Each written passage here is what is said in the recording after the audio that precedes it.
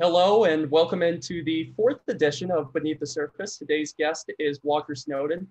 I am the Oswegonian sports editor, Brandon Ladd. Of course, Beneath the Surface airs on WTOP 10, and you can listen to it live Fridays at 8 on WYO 88.9, the Laker Radio Network. So Walker, how are you doing today? I'm doing decent. How are you? Doing good. Let's dive right into it here. So you've had a storied career here at Oswego, but you're very interesting. You also work at WTOP 10. You're very interested in meteorology from what I've heard.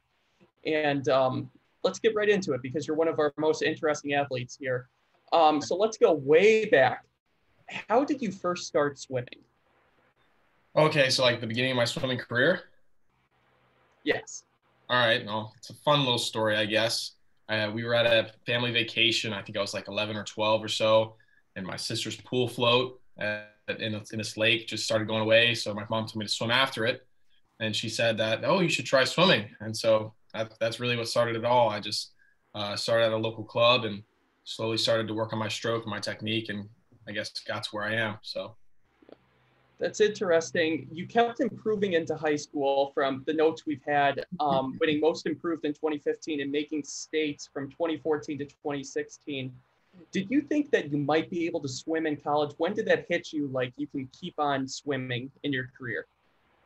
I don't really know when it hit. It was always just like a goal of mine, but I guess it was just like I got to senior year and I'd seen a decent amount of improvements and like I could definitely make a roster spot somewhere. I mean, I had some D1 offers, but none of which had like meteorology. And so, what really was for me was like, oh, if I go, D3, then I can really focus on my academics, but still have that athletic opportunity. And so I feel like that's one of the reasons why I picked Oswego. So you talk about the academic opportunity at Oswego. When did you first find out about Oswego and how they had the two programs, both the swimming and the meteorology?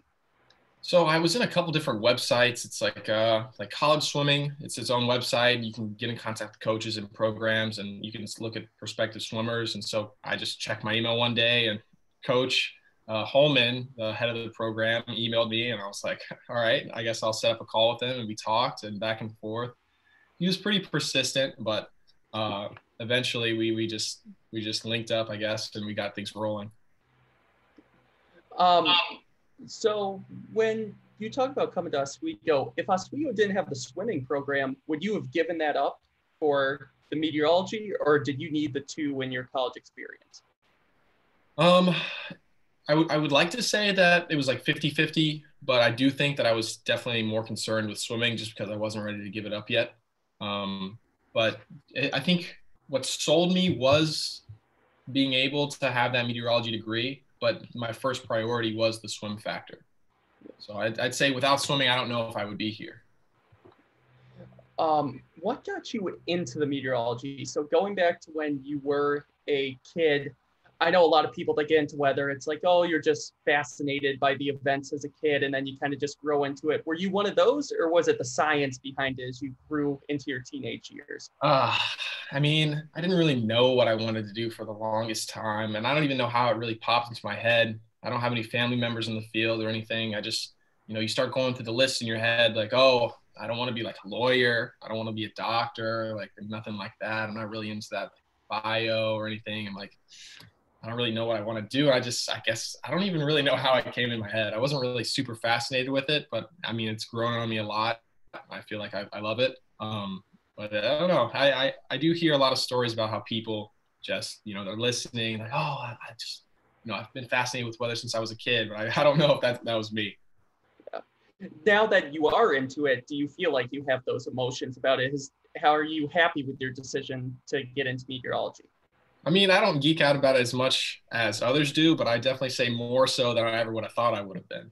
Just recently we had the snow, a little bit of snow here. I was actually forecasting that day for a local thing here at Oswego called Les Park.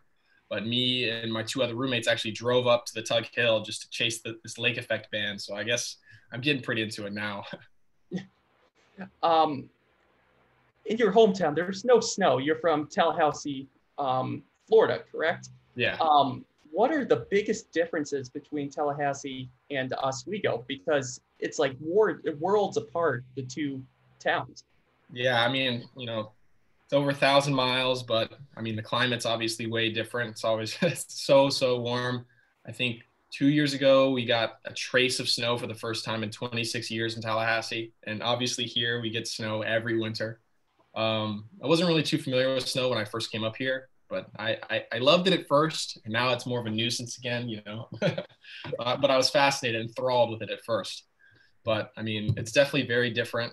Um, Although today it's quite warm, around 70 degrees, but back home it's obviously super warm all the time. So it's definitely a little different. Harsh winters for sure. Did that create any hesitation when you chose Oswego? Because it's something different. You probably had never experienced this before. I mean, I just had this idea in my head that I needed to get away.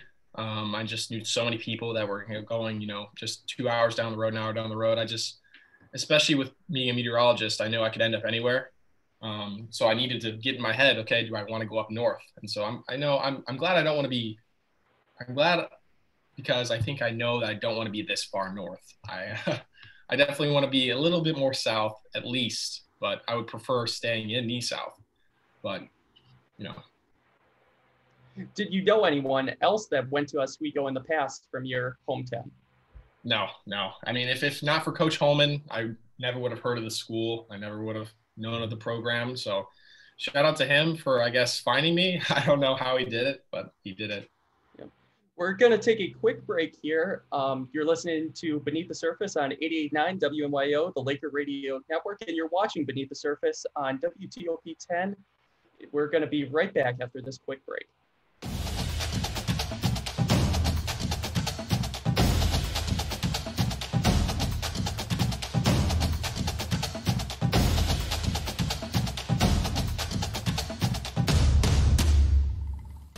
And welcome back to Beneath the Surface on WTOP 10 and WMYO 88.9, the Laker Radio Network. Today's guest is Walker Snowden, and let's continue with some questions here, Walker. You come off as a generalist. You do both the meteorology, you do your academics, and you do the swimming. It seems like you did this back in high school between your academics and swimming. How did you balance that for your 4 years here at Oswego? I'd say that, jumping off into freshman year, I knew I had some tough classes. Whenever I consider high school class and college class, that there's a jump in, how much you have to try, especially STEM courses. But I mean, I say that my academics were a little bit lacking, just going to practice, trying to get into a routine, and then just figuring out what the classes are going to demand of you and how much effort you need to put into the classes to get what you want out of them. So, I mean, it was a little bit of a bumpy start at first, didn't do too well in some of the classes at starting off, but eventually I was able to find that routine that I really wanted to look for. And I feel like routine is everything, especially for any sport, any athlete in school, routine is everything. Yep. So you talk about that routine. Do you feel a little lost without the swimming this year, that you have more time for your academics and the extracurriculars? I mean, I do feel a little lost, more just like a little hurt, I guess, because I feel as though the school, didn't really do too much to help out the athletes that, wanted to come here and participate. But it is a little weird. I do have an extra little time. Find myself procrastinating a little bit more, I guess, because I just have so much time. So it is what it is. I guess going back to your freshman year, making that transition, you said you joined WTOP 10 as a reporter. You tried out as a meteorologist. You didn't make it your freshman year. Did that make that transition a little more stressful because you're coming in as this wide-eyed freshman and you're this athlete, you're also trying to find yourself academically. Did you feel any stress that first semester freshman year? 100%, definitely. The hardest class that I was in was Calc 1. I'd never taken calculus before coming here, so I was definitely struggling with that, and then very demanding hours, like 20 hours plus a week for swimming.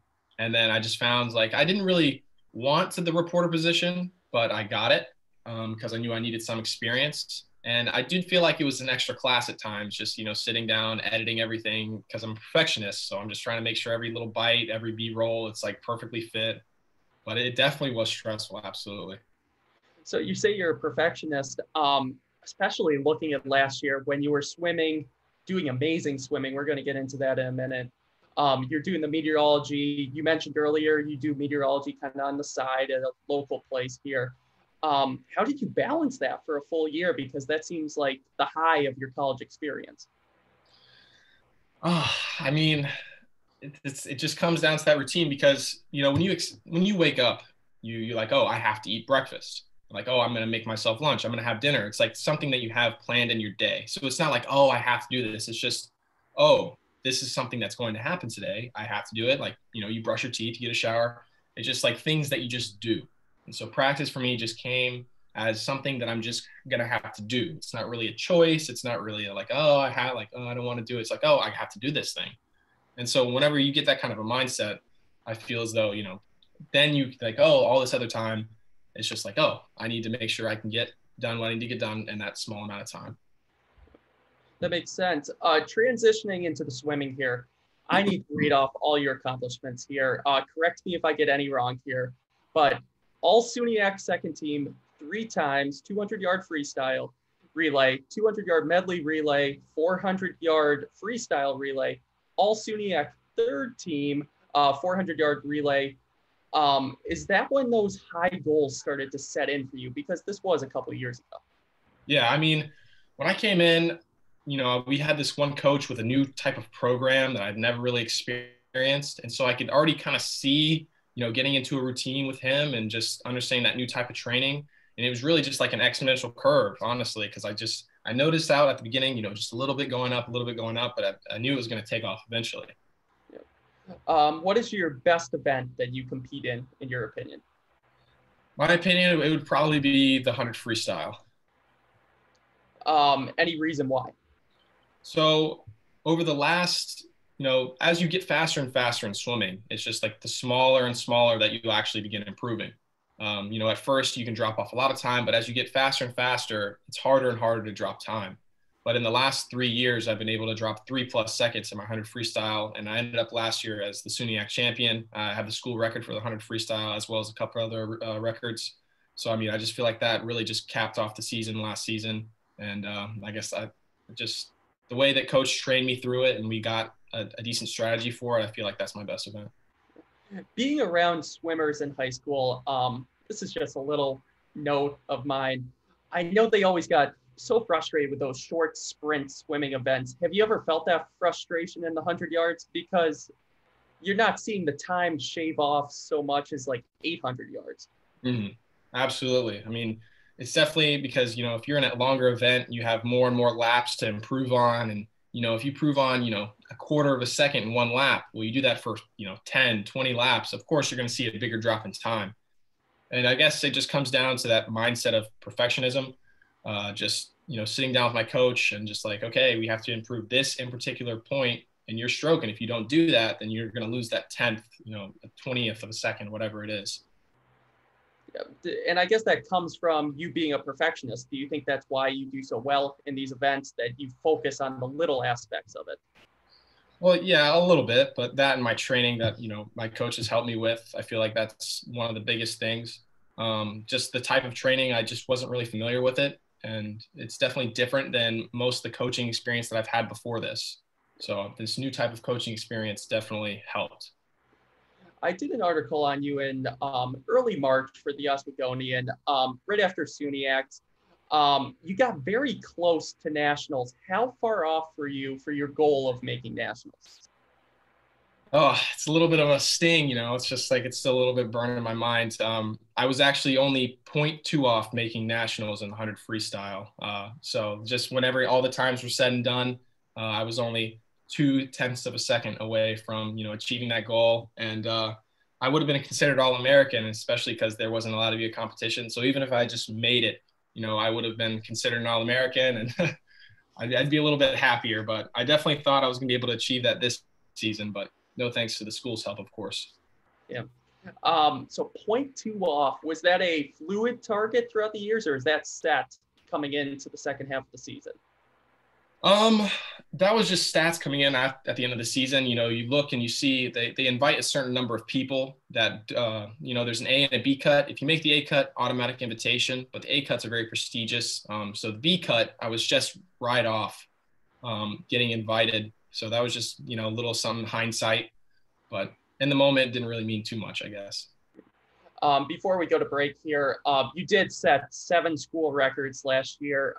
Was it a rush each meet knowing that you were going to get all the attention, you were setting all these records? Like each swim was historic for you last season. It really was, but as you know, I can get into a little bit later. I guess me and my coach really he wasn't expecting it. I knew that I could do it, but he told me after, he's like, I honestly didn't know if you could do that or not. So it's just a little funny that he didn't really have too much faith. Of course, he didn't express that to me until after, but I knew something special was in store. Just starting off the season, it was on a really good note. So I knew something special was going to happen. We'll continue that conversation after the break. This is Walker Snowden for Beneath the Surface. You're listening to WMYO 88.9, the Laker Radio Network, and watching WTOP 10.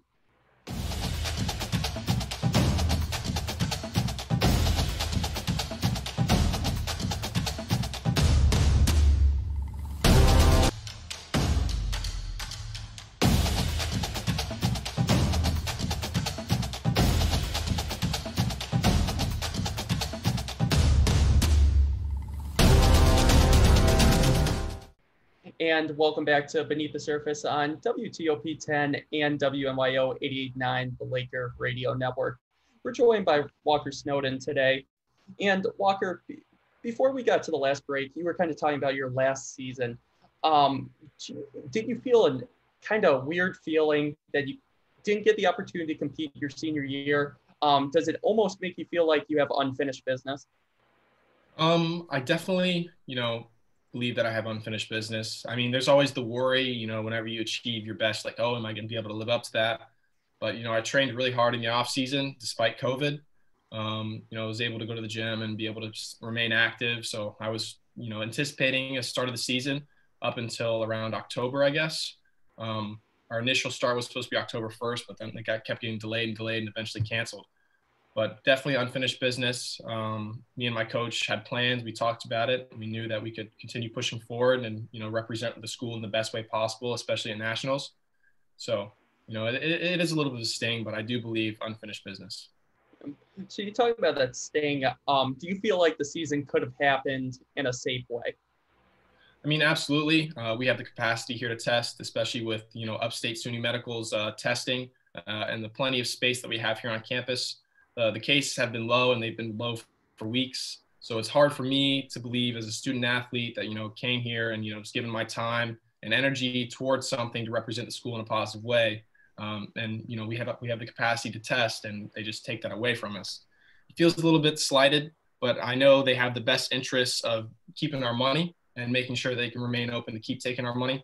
But, it is a little upsetting to hear that they just didn't even try.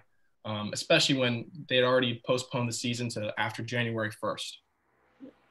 And you talk about that money factor. Do you feel a little less slighted than others? I know hockey players are feeling really tough right now because you do have the meteorology degree and you have the other stuff, but you can't get in WTOP 10 this year either. So it seems like a double jeopardy for you that this year kind of sucks.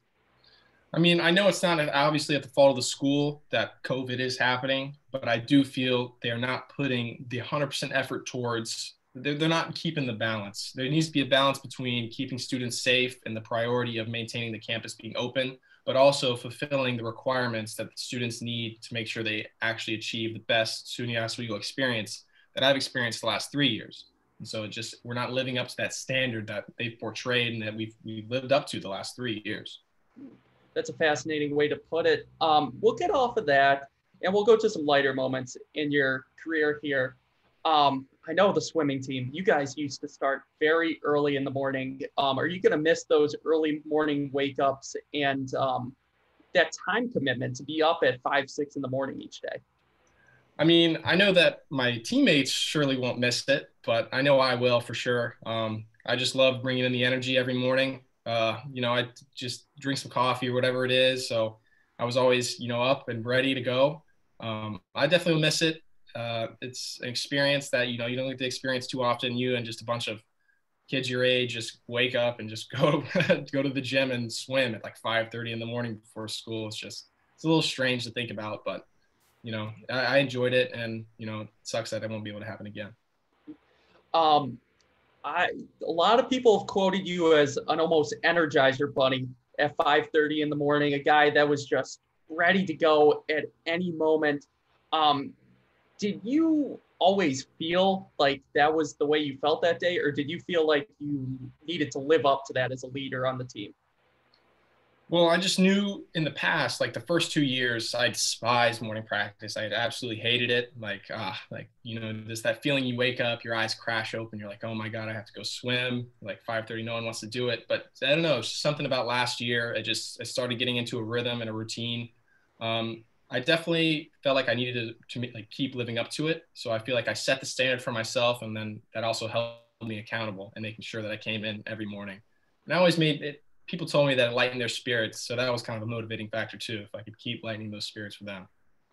That does sound like a good motivation. Now that your swimming career is most likely done at Oswego, the way this is going, are you going to continue swimming, recreational? Is there any way that you can continue swimming in your life? I mean, my coach really wants me and wanted me to go to grad school and, used up that last year of eligibility somewhere else because he sees the potential and he sees the benefits that could come from that. But I definitely, no matter what, swimming will never be out of my life. I'll continue to swim just, on my own time. It's a great exercise for everyone, not just people that are swimmers, but great exercise for everybody. So it'll never leave my life, that's for sure. Moving into your adult years here, what is your dream job as an adult coming out of college and then your career once you get established? I mean, more than anything, I definitely want to end up as a broadcast meteorologist, I think. I think that's the way I want to go. But market-wise, I would love nothing more than ending up back in my home state, the Sunshine State, the endless summer state. And no matter what market it'd be in, if anywhere in the Sunshine State, I'd be happy. So that's definitely my end goal. You're making me jealous for growing up in upstate New York. I wish I had that sunshine. If you never swim again here at Oswego, and it's looking that way, what legacy do you think you left behind? I would say that I've left behind a legacy of you can see how you can start from nothing or basically at the bottom and work your way to the top. And that speaks for our program. I think I showed that our program is something that's serious and can be reckoned with. And I hope to leave a legacy of just like positivity and hard work. But I know it's going to be difficult for coach to continue building on the team after this season, just because of, how many people we lost last year and how many we're losing this year. And then, not being able to have a season. So I know he has hard times ahead, but I think that he'll be able to, recreate those types of environment for productivity and fast swimmers. So that's your legacy. What is the college and the Oswego area meant to you? Well, if I'm being honest, what it's meant to me is just exploration, finding something new about yourself, coming of age. I mean, that's really what a college is all about. And I definitely think Oswego has fostered that. I mean, I've been able to find new parts of myself and become part of things I never would have been able to be a part of. WTOP, the swim team, just the experiences that they've been able to give me, I will be forever thankful for.